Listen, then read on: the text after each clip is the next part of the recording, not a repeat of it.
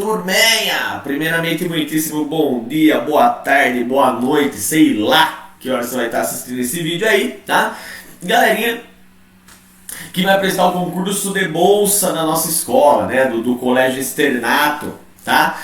Espero de coração que todos vocês aí consigam 100% de desconto. Mentira também, senão a gente não recebe, tá? Mas que consigam um desconto bom aí e principalmente que a gente possa estar aí no ano que vem juntinhos, tá? No nosso colégio. Ô bem, para ajudar, para poder tentar ajudá-los aí nas questões do concurso de bolsa, ou sejam elas quais forem que você for enfrentar um dia, seja um vestibular, qualquer outra coisa, nós vamos falar sobre um elemento essencial de qualquer prova, que é a interpretação de texto, né? Eu sempre falo que a interpretação de texto ainda vai salvar o mundo, é uma das ferramentas que a gente tem para salvar o mundo, principalmente nesses momentos que a gente vive de polarização política, né? Polarização de todas as coisas, tá? É importantíssima a interpretação de texto como ferramenta de cidadania, tá? Principalmente por causa das redes sociais. É muito comum você encontrar nas redes sociais esse tipo de situação, né? Vocês já devem ter encontrado isso em algum lugar, no grupo do condomínio, no grupo da cidade. Oi, meu nome é André, eu vou vender bolo de cenoura hoje das 2 às 5. Cada fatia é R$5. Interessados podem entrar em contato por esse número aqui, né? É muito comum você ouvir comentários ou ler comentários embaixo, o cara perguntando: o bolo é do quê? Uma informação que se encontrava dentro da primeira da propaganda ou do anúncio do André aí, né?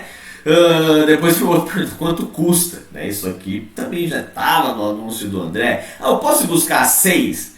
Ô gato, às 6 se encaixa dentro das 2 às 5. Esse cara aqui, ainda a pergunta dele não é tão tosca, né?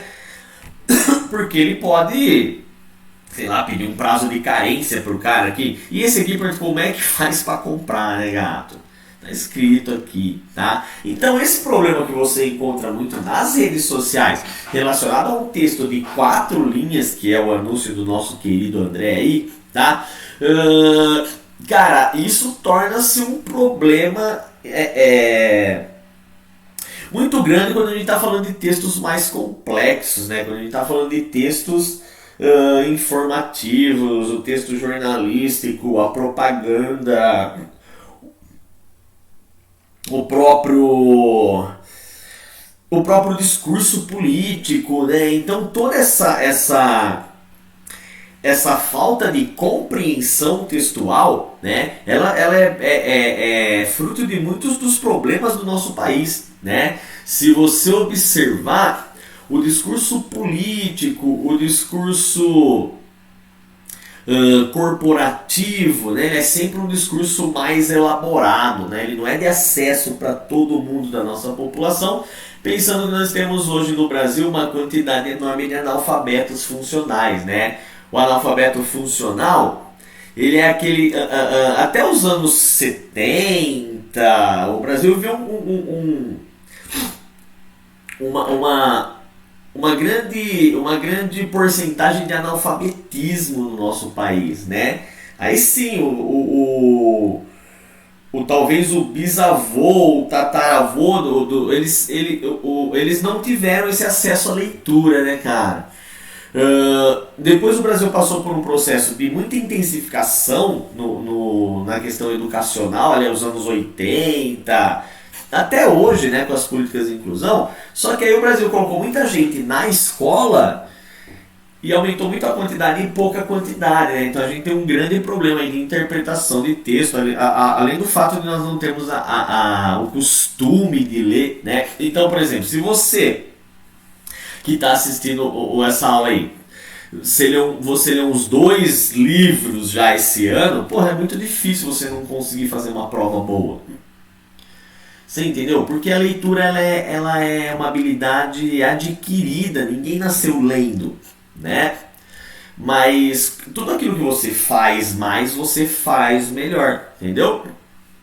Se você lê bastante, geralmente você lê melhor, assim como o cara que corre bastante corre melhor, o cara que pedala bastante pedala melhor, tá? Beleza, mas falando da nossa prova, né, da nossa prova, ou das provas quaisquer que vocês forem encontrar, é muito importante você ter algumas técnicas na hora de ler, né, de fazer uma questão cuja interpretação de texto é fundamental, né, tendo em mente que para toda questão de um exame a interpretação de texto é fundamental, seja matemática, biologia, história, química, filosofia, né? Porque ela pede para que você encontre algo. Então, se você não souber ler a questão e as alternativas, também não adianta nada, tá? Vamos por partes, então, ó. Esqueça esses nomes, tá? Isso aqui eu coloquei só para parecer que eu sei a matéria. Então, sempre que você encontra uma questão, né, ela vai ter 5 alternativas. Dessas 5 alternativas, você tem que começar a fazer uma caça, né? Porque você sabe que dessas 5 alternativas, 4 estão erradas e uma está certa, né? Por isso que a gente chama de descritores e distratores, né? Uma delas descreve o que o texto diz, 4 delas procuram te distrair. Você entendeu? Toda questão de vestibular ou de concurso, ela quer te distrair. Tem 5 alternativas, uma delas está certinha e as outras 4 tem alguma coisa ali que te distrai. Te distrair é diferente de te enganar, tá? Quase não existe quando a gente fala assim, teve uma pegadinha no vestibular. Mentira. O cara falou que teve uma pegadinha, na maior parte das vezes ele que não sabe ler mesmo, tá? Existem, lógico, algumas questões são pegadinhas, mas são muito raras, né? O que é uma pegadinha? É aquilo que te leva ao erro, né? Ele quer escrever te induzindo ao erro. O distrator é diferente, tá? O distrator, ele tem algo ali que te distraia. Como assim? O vestibular sabe os principais problemas de leitura e de escrita, né? Então ele vai pegar, por exemplo, um texto de um cara que fala assim, que no século XVI os portugueses chegaram aqui e dizimaram a cultura da tribo Tupi. Beleza. Aí, então olha a informação que está no texto. No século XVI, os portugueses chegaram ao Brasil e dizimaram a cultura da tribo Tupi. E aí lá na questão errada vai estar escrito assim, que os portugueses vieram para o Brasil nos anos de 1500 e dizimaram a cultura indígena. Você entendeu? Você vai assinalar essa. E ela está errada, porque você está distraído, porque no texto ele falou que dizimou a cultura da tribo Tupi. Você dizimar a cultura indígena em relação a isso é muito diferente. A cultura indígena envolve várias tribos, várias outras culturas. Então esse tipo de coisa que você tem que ficar esperto quando você lê uma questão de interpretação de texto, quando você lê as alternativas, tá? Como eu falei, não são alternativas erradas. São alternativas com erros comuns, tá? Isso é importante, como eu disse, para todas as áreas do conhecimento, né? Então as questões de matemática, principalmente em provas do estilo Enem, né? Elas trazem toda uma historinha. O cara foi consertar a parede, descobriu que vazava não sei quanto por minuto, e aí quanto vazou se ele descobrir que isso estava lá há mais de um mês. Tem toda uma historinha. Então, é importante que você entenda a situação. E para entender a situação, você vai precisar interpretar textos, tá? O que seria interpretar os textos, né? Interpretar textos. Como nós vimos ali na postagem da internet, né? Interpretar texto é você conseguir encontrar a maior quantidade de informações dentro do que está escrito. Você entendeu? Informações precisas, as informações precisas dentro de um texto, tá? Como eu disse, isso quem vai fazer com você é a prática, tá? É a prática. Se você ler muitos textos lá do século XIX, o primeiro você vai sofrer, o segundo você vai sofrer menos, o terceiro você vai sofrer menos, daqui no terceiro ou quarto livro que você estiver lendo, que seja produzido no século XIX, cara, você lê qualquer texto do século XIX. Você entendeu a importância da leitura? Porque você lê qualquer texto do século XIX é você entender como se vivia no século XIX, né? A leitura tem isso, né? A leitura é uma maneira de eu me enxergar pelo olhar do outro, né? Eu vejo nos textos vidas que não são as minhas e que eu consigo entender depois na vida real. Mas aí eu estou viajando, tá? Mas a questão da interpretação de texto na prova, tá? Na prova, você tem que entender o seguinte, que interpretar o texto não vai te adiantar nada se você não perceber que existe um texto base, um enunciado que te pede alguma coisa desse texto base e uma alternativa que atenda a esse enunciado. Você consegue entender? As alternativas, elas têm relação com o texto? Tem, mas elas têm que ter principalmente relação com o que está pedindo. Que é o que eu falei na questão do índio, né? O texto base dizia que acabava com a cultura tupi. Mas o enunciado, ele pedia uma coisa mais específica. Ele perguntava sobre a tribo tupi e não sobre a cultura indígena. Dá para entender? Ó, então o enunciado tem relação com o texto base. As alternativas têm que atender o que está sendo pedido para vocês, tá? Lógico, e os três juntos têm relação, mas uma coisa sai da outra. Isso aqui sai daqui, o exercício ele te pede algo em relação a esse texto e você responde ao que está sendo pedido, tá? Beleza, uma técnica legal que eu acho para isso, agora eu só vou colocar os principais extratores. Uma técnica legal que eu acho para isso é sempre que você lê uma alternativa, tá? Justifique o porquê ela está errada. Então leia a alternativa e fala assim, ela está errada, mas ela está errada por causa disso. Se você ficar em dúvida e falar assim, eu não sei explicar o porquê ela está errada, para que pode ser essa. Você entendeu? Então essa técnica é interessante. Eu li a alternativa A, eu paro e falo assim, não, essa está errada por causa disso. Beleza, isso depois que você já fez a leitura do texto, tá? Você leu o texto está dizendo uma coisa e a alternativa A está dizendo uma outra coisa em relação ao enunciado, mas você justificou, eu sei.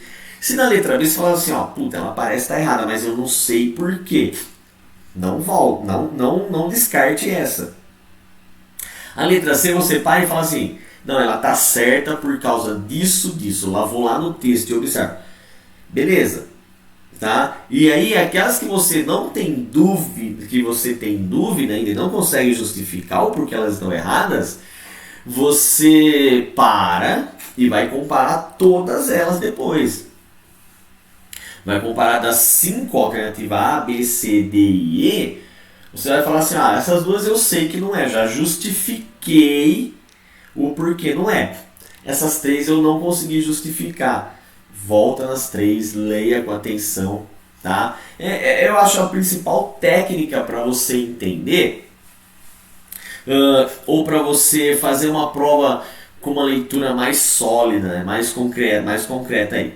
Só para finalizar, os principais distratores, tá? As principais coisas que vão tentar te distrair lá vão ser a redução, a extrapolação, tá?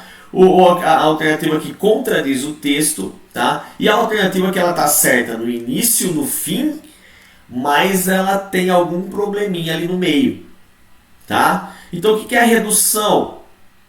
A redução é o contrário do que eu disse, né? Com o exercício lá que eu inventei de cabeça aqui da tribo tupi. Né? Se ele estivesse falando de cultura indígena, o texto falasse de cultura indígena e a alternativa trouxesse uma tribo só, essa alternativa estaria errada, porque fala da cultura indígena ela reduz a uma só tribo, então cuidado com isso, tá? Falar de uma marca e falar da indústria são diferentes, tá? O processo de extrapolar é o contrário, né? O texto fala da indústria, de uma marca e a alternativa da indústria.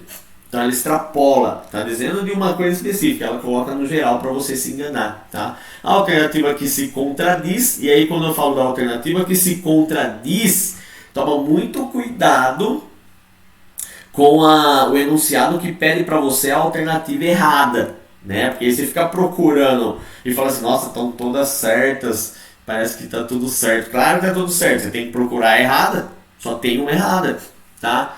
Cuidado com isso, grifa quando você encontrar isso. E cuidado, leia a alternativa, não seja displicente, leia a alternativa sempre com muita calma e muita atenção, né? Aqui tem a alternativa, geralmente ela pode trazer algo escrito certinho no começo e no final, e ali no meio do texto tem alguma coisa que atrapalha. Eu trouxe um exercício para a gente poder fazer tudo isso que nós vimos, né? Então aqui, ó, uma tirinha do Calvin, o Calvin fala assim, Dona Doroteia, sim, Calvin.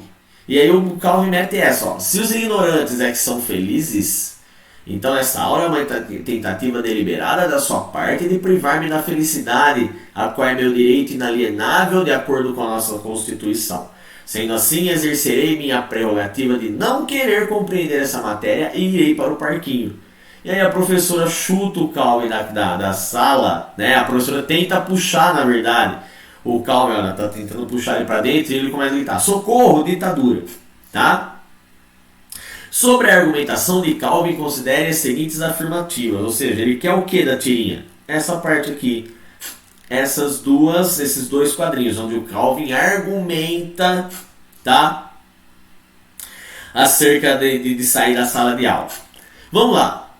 A questão 1 fala assim, o número 1 fala assim, ao se dirigir à professora, o Calvin faz uma simulação do discurso jurídico, tanto no vocabulário quanto na organização dos argumentos. Para mim, me parece corretíssima, né? Ele parece um advogado, lembrando que ele é uma criança, tá? Isso é importante. O vocabulário dele é de advogado, né? E a organização dos argumentos, sim, ele fala, ó, se essa aula... se os ignorantes é que são felizes, então me tornar sábio, tá? É me fazer sofrer, é me privar da felicidade, tá? Para mim tá ótima. A argumentação do Calvin está fundada na premissa de que a ignorância é uma condição necessária para a felicidade. Então toda a argumentação dele está fundada na premissa né, uma ideia anterior de que a ignorância é uma condição necessária para a felicidade. Ele fala isso, né? Se os ignorantes é que são felizes, né? Essa ideia é uma ideia pré-concebida da filosofia, né? O conhecimento faz você se importar com a questão do outro, com questões sociais. Os ignorantes são sempre felizes dentro da bolha fechada deles, tá? Parece certo. 3. Calvin questiona a eficiência da professora quando diz que a sua aula é uma tentativa deliberada de privá-lo da felicidade. Calvin questiona a eficiência da professora quando ele diz que a aula, se os ignorantes é que são felizes, então essa aula é uma tentativa deliberada de sua parte de privar-me da felicidade. Ele fala assim, então essa aula é uma tentativa de me tirar a felicidade, porque vai deixar ele mais sábio. Mas em nenhum momento eu vejo ele questionar a eficiência da professora. Você questionar se a língua portuguesa da escola, né, do colégio, é importante para a sua vida é uma coisa. Você questionar a eficiência do professor é outra. Dá para você entender? Eu posso não gostar do conteúdo, mas achar que o professor faz muito bem o trabalho dele. Então aqui o Calvin não questiona a professora, tá? Percebe como essa alternativa aqui, ela quer te enganar. Ela quer te enganar. O que ela está fazendo? Ela está generalizando. Lembra que eu falei aqui, ó? Que muitas vezes ela vai tentar extrapolar. Ele não está questionando a professora. Como se ele estivesse questionando tudo. A alternativa está querendo te enganar, tá? Então a 3 eu acredito que não. E a 4 fala assim, ó, ao gritar ditadura no último quadrinho, o Calvin protesta contra o desrespeito à Constituição que lhe garante o direito inalienável à felicidade. Eu acredito que sim, né? Lá no final ele grita ditadura. E antes ele tinha falado, né, que na Constituição, tá, está garantido o direito da felicidade. Quando eu tenho uma ditadura, quando a Constituição de um país deixa de ser seguida, tá? instaura-se novas ideias que contrapõem as ideias que regem a lei maior do país aí, tá? Então nós temos 1, 2 e 4. Vamos ver se tem essa alternativa, tá? Sinal alternativa correta. 1 e a 2 são verdadeiras. Ó, olha que interessante. Aqui também eu preciso de interpretação de texto. Somente as alternativas 1 e 2 são verdadeiras? Não. Ó a redução aqui, ó. As afirmativas 1 e 2 são verdadeiras. Mas a 1, a 2 e a 4 também. Aqui ele coloca o somente, tá? Então as que tiverem a 3, né? Deixa eu voltar. As que tiverem a 3 nós já vamos eliminar, tá? Porque ela nos enganava, lembra disso, tá? E aqui a 1, a 2 e a 4, né? Se for a 1, a 2 e a 4, não pode ser somente a 1 e a 2. A alternativa correta é a alternativa B. Turminha, espero que tenha ajudado vocês aí, tá? Leiam com atenção, leiam no dia a dia, leiam o dia todo, tá? Se cuidem, até o ano que vem. Beijo!